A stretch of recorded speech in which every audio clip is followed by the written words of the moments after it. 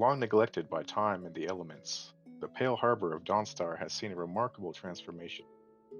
Once a sleepy fishing village with windswept paths and restless nights, it now stands as a resilient frontier town with roots reaching deep into Skyrim's forgotten past.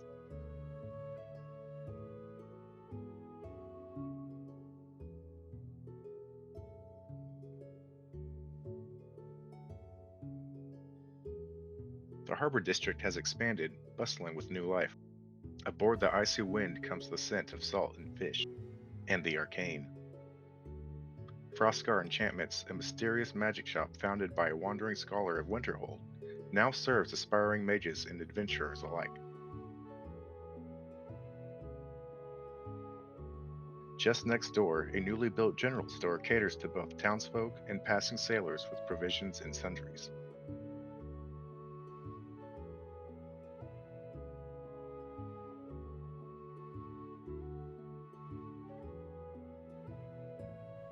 Recognizing the backbreaking work of its miners, Dawnstar now honors its own. Proper homes have been built for all the miners, offering each a modest respite from the mines. You might see them visit the tavern now and then. Two new wooden paths stretch outward from the town, one winding its way to the ever-watchful lighthouse, the other forging a route towards the ominous Nightcaller Temple, offering safer passage to pilgrims and curious travelers. Guarding the town's entrance are ancient stone walls, unearthed and restored as a tribute to Dawnstar's early settlers. They stand as a silent testament to a time when the town was more a fortress than fishing post.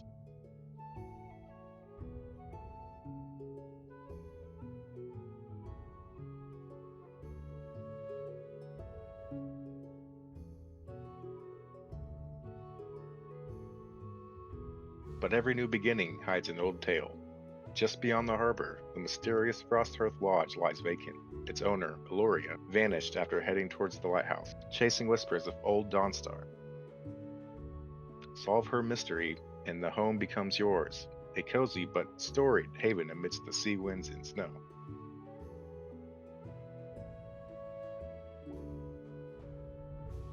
Finally, no true harbor is complete without its catch. On the wharf, Hokar the fishmonger, alongside his sharp-tongued wife Agnard, sells the day's haul from 8 in the morning until sundown. Don't let her glare fool you. Her smoked salmon is second to none.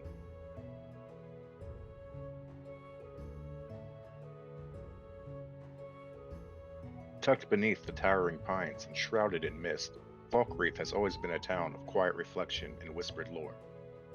Now, its melancholic charm has deepened, with careful additions that honor its history and the lives that passed through it.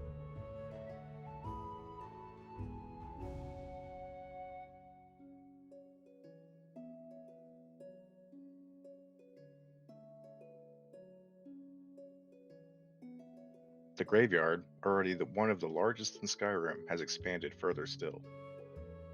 Weathered stones now bear the names of lost villagers, warriors, and wanderers, each with a tale etched in stone. You'll find offerings left behind by kin and pilgrims alike, simple flowers, tokens of grief, and sometimes more curious tributes. Around town, signs of everyday life have taken firmer root. More animals roam the outskirts and muddy lanes, from goats and hens to dogs that bark at unseen things in the woods. A new well stands at the heart of the town, finally giving the townsfolk a place to draw water without relying on the rain or the lake. In the shadow of the Jarl's longhouse, beehives buzz with life, nestled among the underbrush and flowers. Honey and honeycomb are now easily gathered, sweetening both mead and moments of peace. And at the heart of Falkreath's quiet labor, the smithy now boasts a proper smelter, letting the local blacksmith work raw ore into something of strength and permanence. A touch of mystery has arrived with the Everly sisters, Lily, Gale, Blana. Three enigmatic women who have opened Mortem and Moss, a curious magic shop tucked between the trees in the graveyard. Their potions bite as much as they heal, and rumors swirl that they know more about death than they let on. Lanterns now light narrow paths, their glow warm and constant against the creeping fog. They guide the weary home or deeper into the night. While still a quiet lumber village, it now offers something you can truly capture as you walk along the cobbled roads.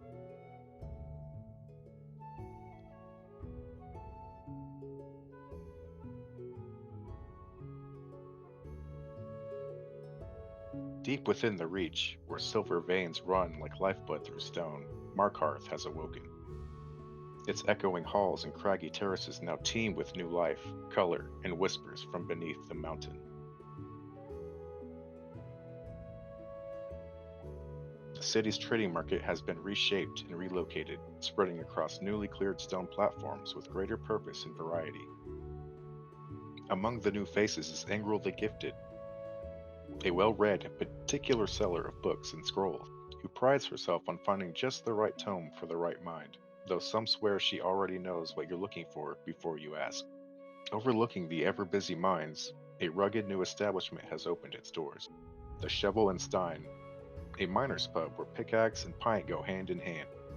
Miners rest their sore backs here, while travelers gather rumors thick as the Reach fog. Strangest of all, a lonely husky has been seen wandering the outside of Understone Keep, patient but forlorn.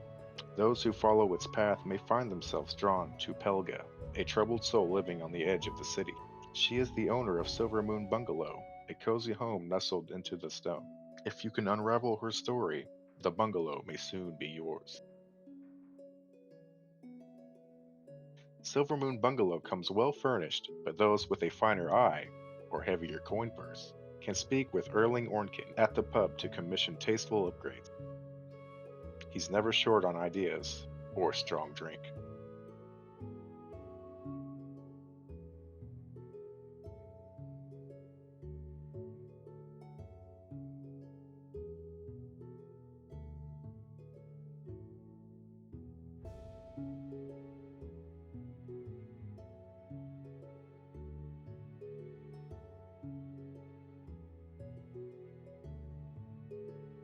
All across Markarth, signs of quiet change have begun to sprout. Vines, thick with Dwemer origin, snake across ancient walls, glowing faintly and wrapping the cold stone in unexpected warmth. Flora and insects have begun to reclaim corners of the city, wild beauty pushing its way into the cracks left behind by time. Markarth endures, as it always has, but now it breathes.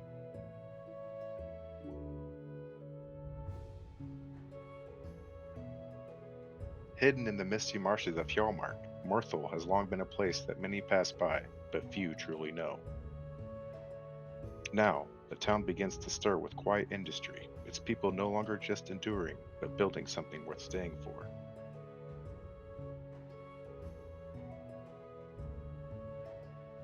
A new blacksmith, Isbjorn, and his sharp-eyed wife, Ingi, have made Morthal their home. With hammer and hearth, they serve both townsfolk and the rare traveler brave enough to cross the marshes. The lumber mill, once a lonely outpost by the water, now hums with activity. More lumberjacks have been hired to meet the growing demand, and a bunkhouse has been built for them to rest and warm themselves after a long day's toil. Even Thonel and his son have relocated closer to the mill, where work and family can remain side by side.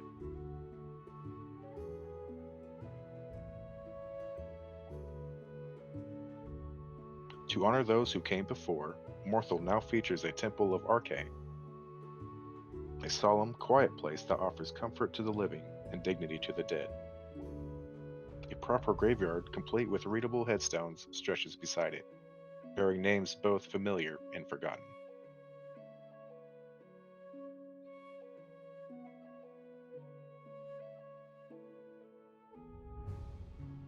Within the town's limits, a hard-working farming family has claimed a patch of marshy but fertile ground, tilling it from sunup to sundown. Their crops are modest but fresh, and they're happy to sell their pickings to those with honest coin and empty hands. Morthal still speaks in hushed tones, but now its silence is one of purpose, not neglect.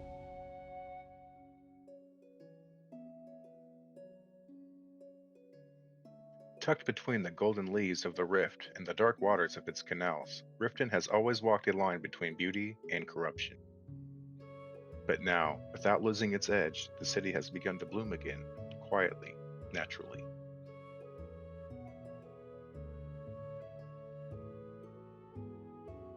The streets are lined with fresh flora, replacing the wilted plants of years past. A gentle vibrancy winds through the city, softening stone and wood with bursts of green and gold.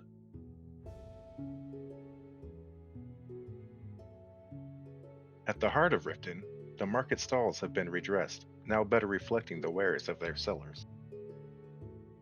Goods are displayed with care, and a new warmth draws locals and travelers alike.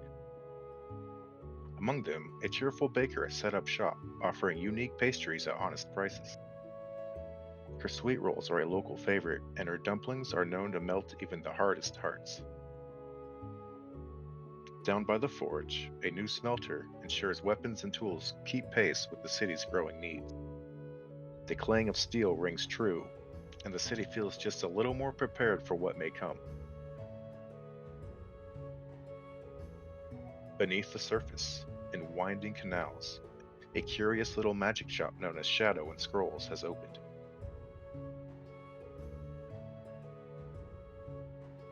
It is dimly lit, and exactly the kind of place that might sell you a scroll or a secret.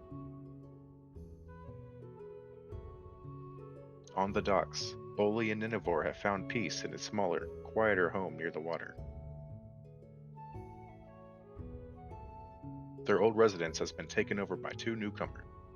Svolnir, a warrior of Windhelm, and his traveling companion Cesalia, who hails from the west near Solitude. Both are sharp, loyal, and if you're persuasive, available to follow you into battle. Near the graveyard, a small cat named Clove lingers by a fresh headstone, mourning the master she's lost. She's quiet, gentle, and seems to be waiting for someone to offer her a new home. Perhaps that someone is you. And what of the infamous Riften warehouse? Once its deadly dealings are put to rest, the player may claim it for themselves. Fully customizable, the warehouse boasts displays, enchanting, and alchemy stations.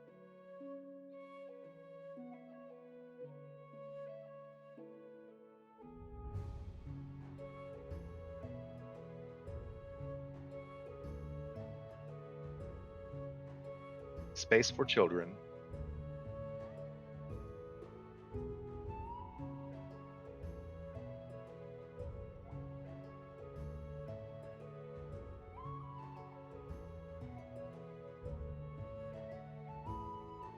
and even your own fish hatchery. It is both trophy hall and home, a testament to rising above Riften's shadows.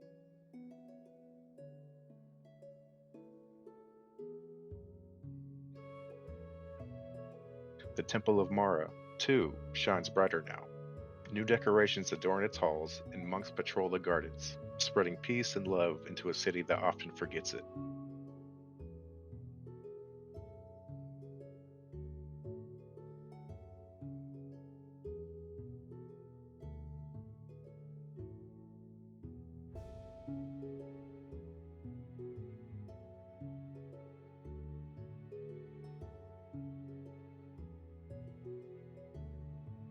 Across the waters of the mainland, where volcanic winds twist through stone and snow, the town of Raven's Rock stands stronger than ever.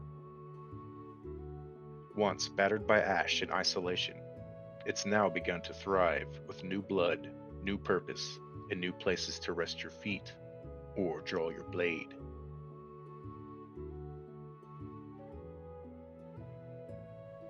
Two new shops have opened their doors, their signs weathered but proud. At the edge of town, Hanud's Enchants welcomes mages and curious minds from 8 in the morning until sundown, offering spell tomes, enchanted gear, and a bit of wisdom if you catch Hanud in good spirits. For those fighting the island's elements more than its monsters, Volryn's survival shop keeps its lantern burning day and night. Volryn trades and supplies essential for life on Solstheim: firewood, dried meats, pickaxes, and potions for when things go wrong. And here, they often do. The docks bustle with new workers, their voices rising over the crash of waves. Among the town's dark stone and red soil, a local family has taken up residence, adding warmth and rhythm to the daily life of Ravensrock. Small things, but meaningful. Inside the well-worn retching niche, two potential allies await. A stoic Ashlander warrior, hardened by Solstheim's wastes, and an Endoril destruction mage, whose eyes burn brighter than his fire spells. Both can be recruited, should you prove yourself worthy, or interesting enough. Across the island, new forms of life have emerged from the ash. Skittering ash crabs, howling ash wolves, and even hardy, shaggy ash ponies now roam the wild, adapted to Solstime's strange and deadly rhythms. They are both prey and predator, just like you. Far to the north, where the winds sharpen and the earth remembers older ways, the Skull Village endures. Now, a modest trading post has opened within the village, bridging the old ways with the needs of outsiders. The Skull remain cautious, but they are not unkind, and if your coin is honest, your presence may be tolerated, even welcomed. Just beyond the village's snow-covered fences lies a small, unused cabin, long abandoned but sturdy. While helping the Skull, this place may serve as a temporary home, a warm bed, a simple hearth, and a space to breathe before facing the wilds again.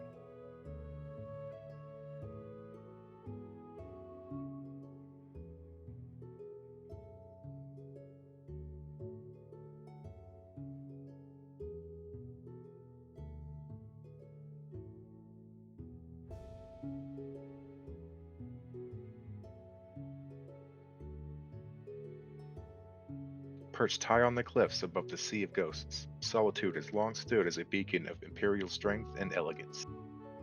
But even the proudest city can grow weary of its stones, and now it has been revitalized, its grandeur sharpened, its soul softened.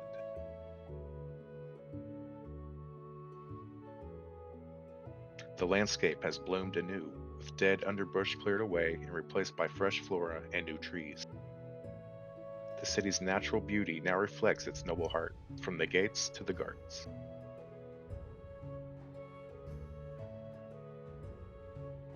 By the gallows, a long quiet reminder of justice, or something darker. A few subtle but powerful changes have made its grim purpose clear. Atar, the city's executioner, can sometimes be found sharpening his axe nearby, a silent warning that peace here is earned, not assumed.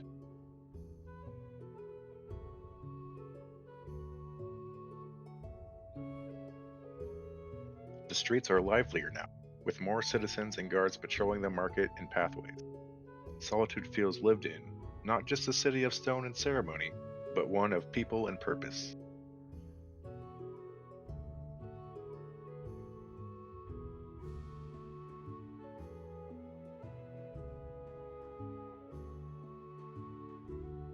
In the market, 2 new vendors have taken up residence.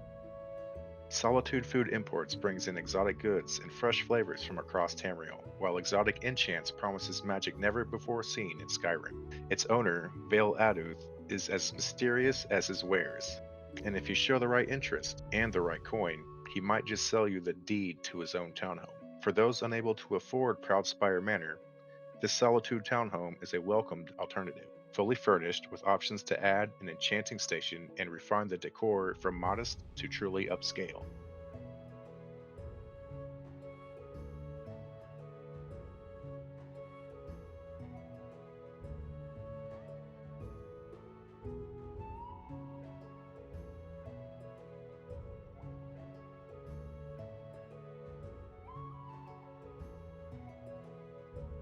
Wander the streets a little longer, and you may meet Lady Rue.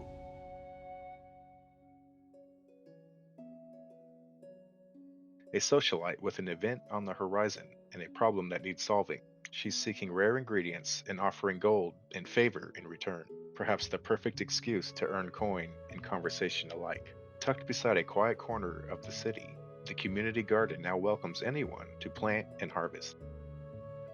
Empty plots await fresh seeds, offering the humblest traveler a place to grow something real.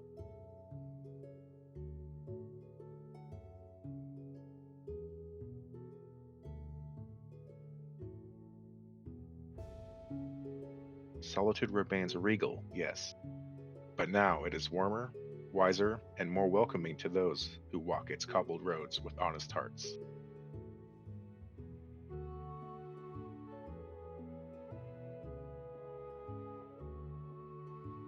Beneath the blue skies of the tundra, Whiterun stands tall and true, its walls weathered, its spirit enduring. But now, the city pulses with new energy, a refreshing blend of growth and tradition. The streets, once choked by withering brush and dying plants, now bloom with fresh flora. New trees line the paths and courtyards, offering shade and shape to the stone walkways. Whiterun feels greener, softer, still proud, but more alive. Near the bustling trade district, a new shop has emerged, Whiterun Exotic Imports. Operating daily from 8 a.m. to 8 p.m., this one-of-a-kind store offers rare curios from goods across Tamriel, items you won't find anywhere else. The shop now occupies the former home of Severio Pelagia, who has since relocated to the Cloud District, closer to the heavens and perhaps his dreams. In Heimskr, the infamous preacher still shouts Talus's name to the skies. But now, you can decide when he preaches. Whether you'd rather hear his booming voice on the weekends or weekdays, the choice is yours. His home has been moved to the Plains District, giving him both space and a little more peace. In the Wind District, a beautiful fountain now bubbles in the central square.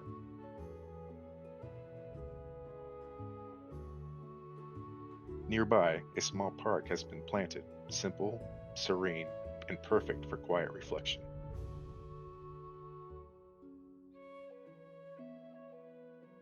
The Hall of the Dead has had its graveyard restored, with readable headstones now telling the stories of Whiterun's past, names remembered and never forgotten.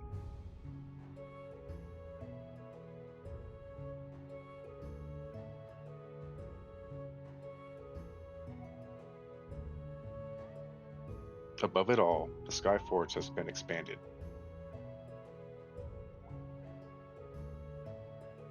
Now, Eorlin Greymane works in a space worthy of his craft. A grand forge where weapons are not just made, but forged into legend. True to Whiterun's rural soul, more goats, cows, and chickens now roam the walkways and pens. Chickens lay happily in the sun, and quiet bleats of goats echo through the lower district. The city feels honest, earthy, and enduring. And if Whiterun isn't quite the way you want it, a clever solution awaits.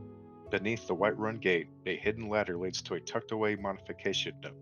Inside, a book guides you in disabling the trees or adjusting Heimskr's servants. The city is yours to shape, just as it has shaped so many heroes before you.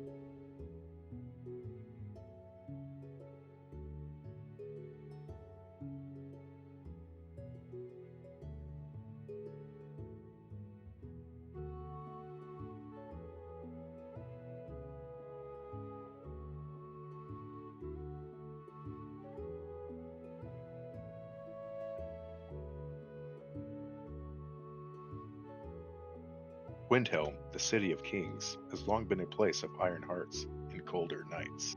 Its towering walls and ancient stones hold memories of empire and rebellion, but now, something new has begun to stir beneath the frost. The marketplace, once cold and sparse, has been given a breath of life. New decorations warm the space with color, and its citizens now linger longer, chatting and trading beneath the fluttering banners. A new vendor has joined the stalls as well, offering general goods alongside heavy skull outerwear, perfect for warding off Windhelm's relentless chill. The crafting center has been expanded, giving smiths and tinkers more space to work, repair, and create, a true workshop for warriors and wanderers alike. Nature, too, has found its way back into the city. The dead bushes are gone, and in their place, mountain flowers and snowberries now dot the streets and corners, delicate signs of life pressing through the snow.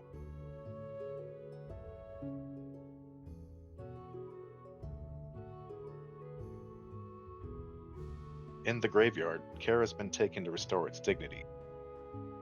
The earth is clean, the stones upright, and many now bear inscription.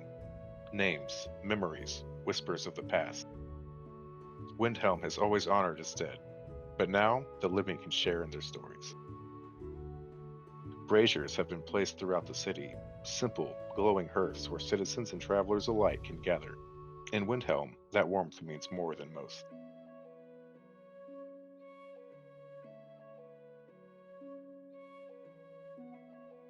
And near the dock gates, new opportunity rises. Ingvald the Generous runs the freshly opened Trade Emporium, a bold attempt to revitalize Windhelm's struggling commerce. She will buy your raw ingredients, from tomatoes to venison, baskets to buckets, and she pays better than average prices for ore, eager to fill her ledgers and the city's coffers alike. Ingvald's mission is simple: bring life back into Windhelm's economy, and she can't do it alone.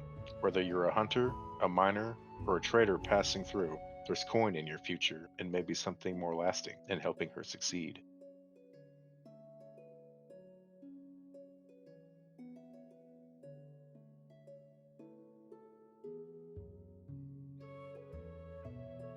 Tucked high in the frozen cliffs, Winterhold has long lived in the shadow of disaster. Its glory days swallowed by the sea of ghosts, and its name whispered more in sorrow than pride. But now, something stirs in the snow. Much of the city has been restored, with new life breathed into its icy bones. A blacksmith now calls Winterhold home, offering weapons, armor, ore, ingots, and providing a fully equipped crafting area. Yes, even a smelter stands ready, glowing like a heart of fire in the frost. Just beyond the newly opened bookshop brings quiet magic to the town. Its shelves filled with unique tomes from across Tamriel and a scattering of curious trinkets, perfect for gifting or for collecting stories of your own. With the town growing, a proper barracks has been constructed at last, but be warned, lawbreakers will still be sent to the Chill, and while it may now be connected to the barracks, it remains every bit as frigid and unforgiving.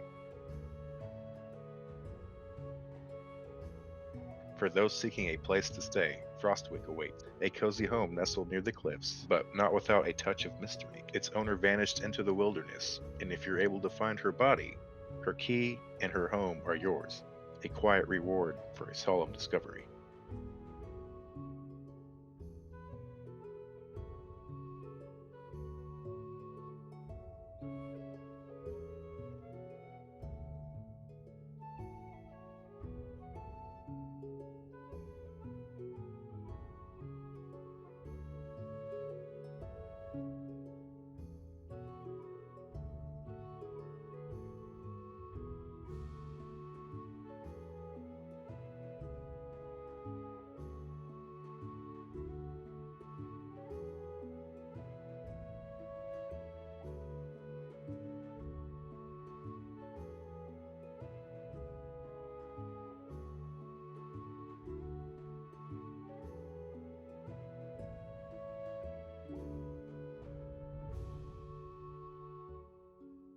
And for those needing companionship, a husky under the stairs of a local business, loyal, alone, and looking for a new home. Maybe it's time someone gave them one. Not everyone is bound by college rules anymore. A mage from the College of Winterhold now wanders the town daily from 8 a.m. to 5 p.m., offering spells, scrolls, and magical supplies to anyone with coin. No enrollment required. And tucked behind the city, hidden just enough to feel like your own secret, lies a small fishing pond, quiet, still, and full of fish. Perhaps, after a long day of study or snow-swept travels, it's the perfect place to catch your dinner.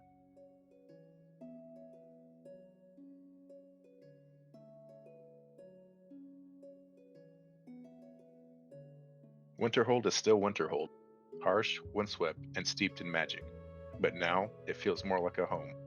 A city not just of the past, but of the future too. Skyrim has always been a land of snow-swept peaks, quiet towns, and untamed wilds. But now something has shifted. A soft spark in the cold, a new breath in the stone. With these changes, each Hold city has been lovingly restored and thoughtfully reimagined. Roads feel more lived in, stalls more inviting, and citizens go about their days not just as names, but as neighbors. Lanterns go a little warmer. Markets buzz a little louder. Flowers bloom where snow once ruled alone. From the soft glow of the braziers in Windhelm to the enchanted wares tucked away in Riften's canals. From Whiterun's charming new fountain to the fishing pond behind Winterhold, every detail whispers the same feeling. Skyrim has been enchanted. Not just by spells or scrolls, but by care, by heart, by the kind of magic that makes a place feel more alive, more immersive, more yours. Homes now hold stories. Shops carry curiosities you didn't know you needed. Followers wait in taverns, waiting to write the next adventure. Even the animals have found their place. Cats curled on porches, huskies waiting for a hand to trust. This is a Skyrim that remembers its past, but has opened its arms to the future. A world not rewritten, but reborn. A province you thought you knew, now more charming, helpful, and enchanted than ever before. Welcome home.